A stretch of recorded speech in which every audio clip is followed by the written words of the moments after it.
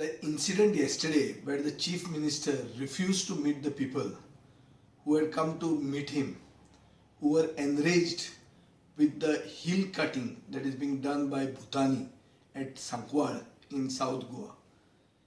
The chief minister's refusal to meet them but attend a program that was sponsored by this hill cutting builder company is shocking. On one hand, the same chief minister has assured on the floor of the house that he'll have a detailed inquiry into this project, because this project is coming up on a hill with a very steep slope where to reach the top of the hill itself you will have to cut the hill, and the way the landslides are happening, even yesterday a landslide has been telecast in the social media and in the mainstream media about a landslide in Uttarakhand, and this has basically alerted the socio-politically conscious and environmentally conscious people of South Goa who want answers as to how such a project can come up there.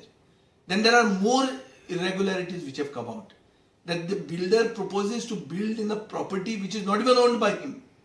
The entire property is not owned by him. There are areas which are owned by some other people. Yet there has been a kabza party which is happening in Goa, which is land grab happening in Goa. When all these irregularities are there and people want answers, the chief minister refuses to meet the people.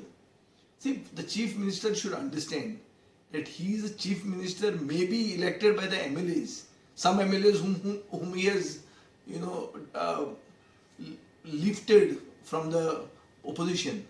But that doesn't mean that he should forget that these MLAs are elected by the people. So he has to be first accountable to the people, not to this hill cutting builders association. He should not behave like the chief executive officer, CEO of the hill cutting business lobby, builders lobby, which has come into Goa. So I think the chief minister should remember that he has given an assembly assurance which is now neglecting. There is no action being taken on this Bhutani project. Secondly, there are new irregularities which have come out, yet there is no action.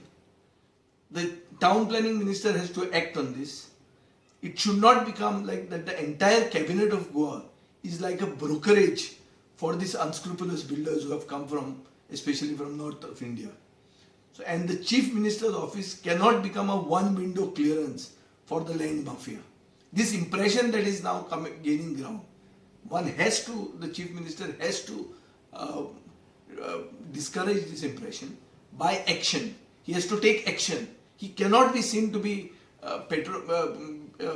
supporting a building company which is come with a USP of only cutting the hills of Goa.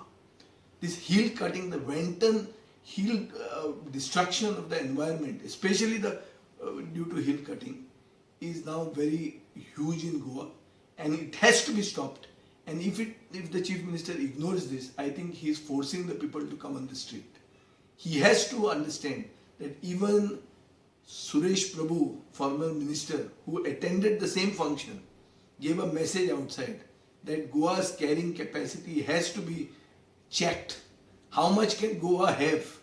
And projects which are coming in villages have to have the consent of the people. At least there should be awareness amongst the people as to what is going to come here. Just somebody comes and makes an announcement saying that I am going to give employment will not do. This is a very socio-politically conscious, alert and intelligent electorate of Goa. They will not allow such wanton destruction of the hills. People will come out and the chief minister will learn a lesson the hard way. Before that, he has to, I think, act and stop this wanton hill destruction, stop these projects immediately.